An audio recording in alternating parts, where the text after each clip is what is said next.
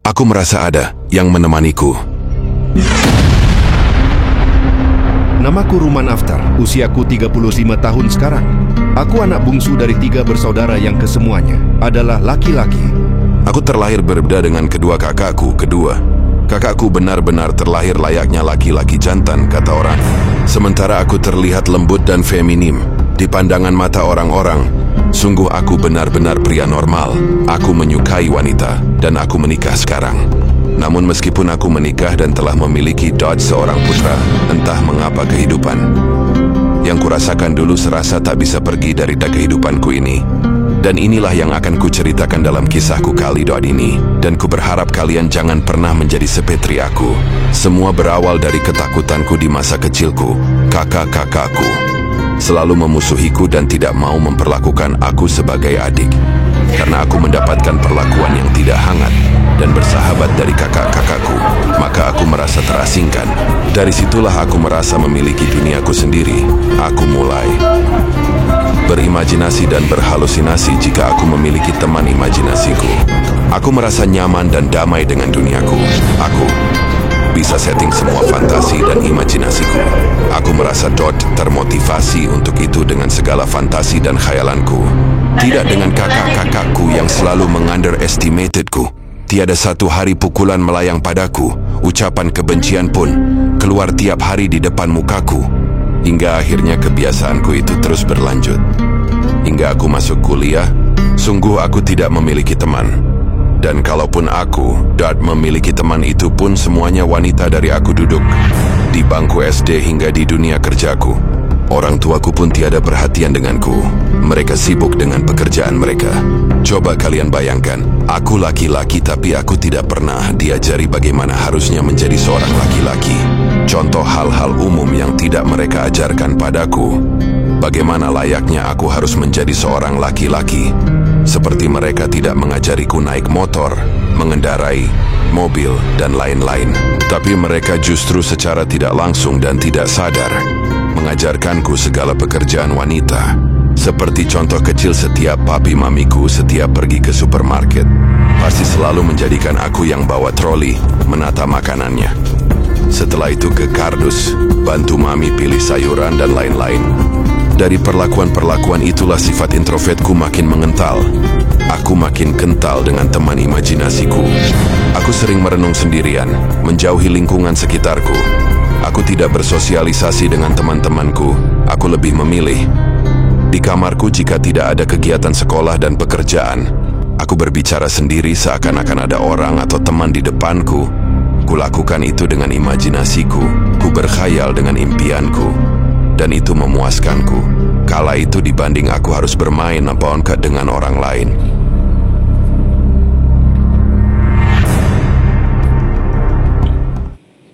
Kamu lagi ngapain? Ngapain nanya-nanya aku? Kamu lagi ngapain? Ngapain nanya-nanya aku? Aku perhatiin kamu dari tadi. Kamu lari-larian sendiri, main-main sendiri. Emangnya kamu gak punya teman?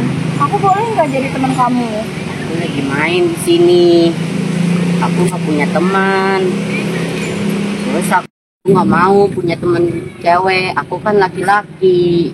Aku harus punya teman cowok. Kenapa? Kata papa aku boleh kok cewek main sama cowok. Emang kenapa nggak boleh? Nama kamu siapa? Nama aku Tasya. Tunggu, nama kamu siapa? Nama aku Tasya. Tunggu, nama kamu siapa? Kamu ngapain sih ngejar-ngejar aku? Aku kan mau temenan sama kamu. Aku nggak mau. Aku nggak mau. Tadi kan aku bilang. Pergi kamu sana. Pergi kamu sana. Kok kamu jahat sih? Pernah dulu waktu SD aku lagi asik main di taman sendirian. Ada anak cewek samperin aku dan maksa buat main sama aku. Aku timpuk dia sama batu, terus dia nangis dan lari, hehehe.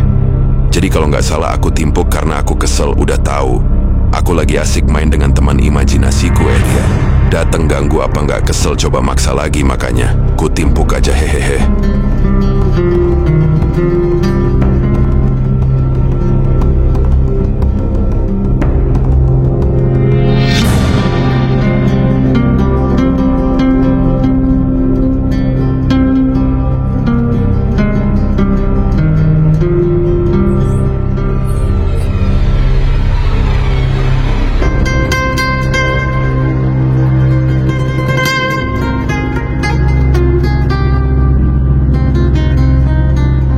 Dan gue juga pernah kesel sama nyokap bokap gue. Gue dipaksa masuk boarding school karena alasan gak ada sekolah yang mau terima. Gue waktu itu di SD. Mereka bilang gue gak normal alias berbeda dengan anak normal lainnya. Gila, gue mau diasingin dari keluarga. Katanya keluarga gue sudah gak kuat urus gue. Gue lebih parah dari anak idiot katanya. Coba kalian di posisi gue akan merasa sakit hati gak? Dibilang lebih parah dari anak idiot dan mau dijauhkan dari kehangatan keluarga yang harusnya gue dapatkan. Akhirnya tanpa pikir panjang, gue kabur aja waktu itu pas nyokap Wondat mau daftarin gue saat itu. Gue lari sekenceng-kencengnya dan sejauh-jauhnya. Waktu itu tanpa gue tahu kemana gue lari. Di pikiran gue cuma satu kala itu, gue bisa lari dari sekolah penjara itu. Mana tempatnya jauh lagi di pedalaman desa. Tapi ya gitu, ketangkep juga akhirnya gue sama nyokap setiap gue kabur. Entah kenapa gue selalu ketangkep, hehehe. Nah, kurang lebih cerita masa laluku seperti ini. Yang doat menjadi akar masalah kelainan jiwaku hingga kini.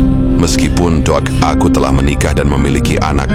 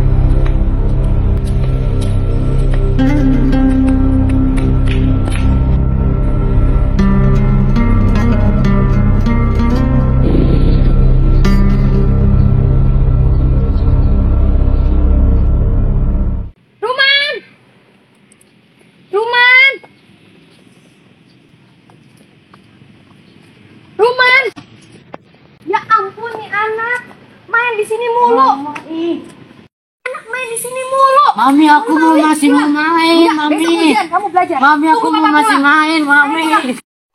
Mami, aku mau masih mau main, Mami. Kamu lepasin, Mami di ya. sini. Muter-muter, guling-gulingan sini kayak orang apaan aja, nggak malu-maluin Mami, tau gak? Aku di rumah sendirian Enggak. aja, Mami. Aku masih mau main di sini. Enggak, Di sini lebih enak, Mami, dibanding rumah, Mami. Pulang. Mami. Enggak, udah. Mami, Ayo pulang. aku mau masih main, Mami. Mami. Pulang. Enggak, udah. Mami. Mami. Pulang. Bukan cewek yang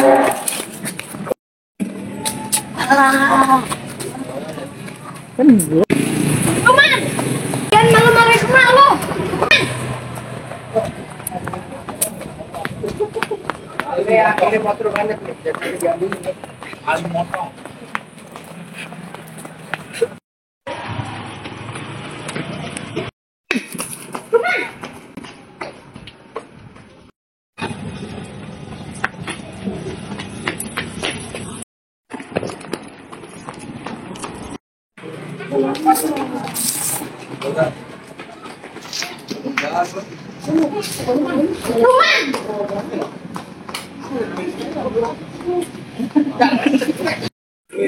Aduh, Roman bingung nih. Mana mama udah deket lagi.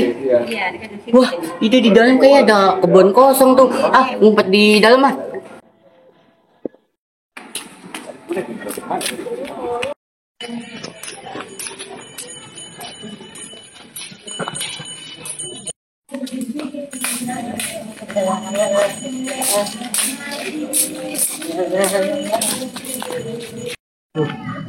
Mama udah deket lagi. Roman mau ngumpet di mana? Roman bingung nih. Aduh, Roman kebelet pipis lagi. Aduh. Ah, ngumpet situ aja.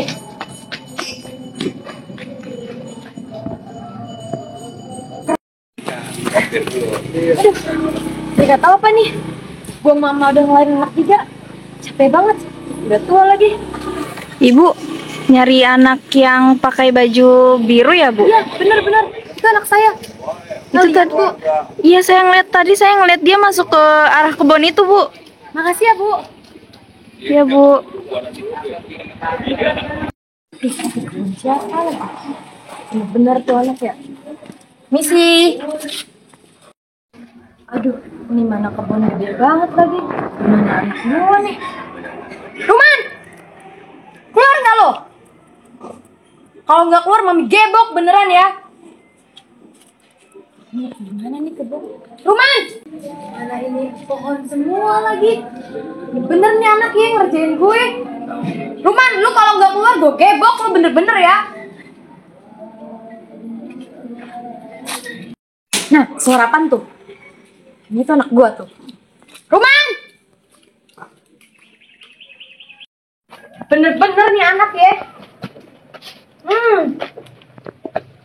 Nah, ini dia nih anak ini. Mau kemana? Mama. Tarik kemana? Mami. Ayo, udah pulang. Mami bilang aku idiot, Sudah mami lepas. Ayo pulang. Mami, aku bukan orang idiot, Mami. Ayo. Mami, ketangkep lagi. Hah? Ngomong apa? Ketangkep lagi. Mami, Mau lari kemana lagi? Mami, ketangkep lagi. Ngomong ketangkep lagi. Mami, Ayo pulang. aturan jangan ketangkep lagi, Mi. Diem nggak? Udah diem. Dengerin mami ya. Ini untung bukan papi kamu yang nganterin. Belum didaftarin sekolah aja udah kabur kayak gini. Dengerin mami ya. Ini untung bukan papi kamu yang nganterin. Belum didaftarin sekolah aja udah kabur begini. Didaftarin sekolah kamu. Pasti kabur-kabur terus. Ih, Mami, aku ini Ruman. Aku ini anak pintar. Aku anak berharga, Mami. Ih, Mami, aku ini Ruman. Aku ini anak pintar. Kenapa aku diasingin sih, Mi?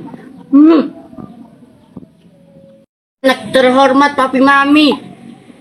Tahu berapa puluh sekolah nolak kamu? Emang kamu pikir mami tega? Lihat kamu dikeluar masukin sekolah lain. Sekolah satu. Mami bilang aku idiot. Aku dilahirin di perut Mami. Mami bilang aku idiot. Aku ini dilahirin di perut Mami. Tahu gak? Jadi, Mama bilang aku idiot.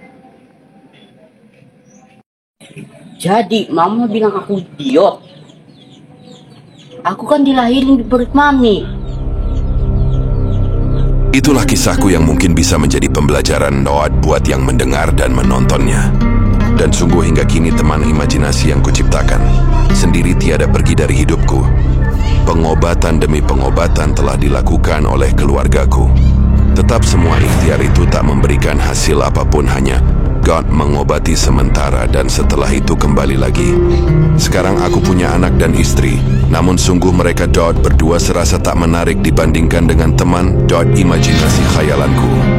Dan sungguh aku tidak tahu apakah aku akan mengalami ini sampai akhir hayatku atau tidak, tapi inilah yang kurasakan. Saudaraku, sesungguhnya hati adalah milik Allah dan kau hanya dititipkan itu. Allah lah pengendali dan pemegang hati. Dan hati adalah raja. Dan jangan kau pernah berpikir jika akal dan pikiranmu mampu mengendalikan hatimu dan seluruh organ tubuhmu. Tidak, saudaraku, sungguh tidak.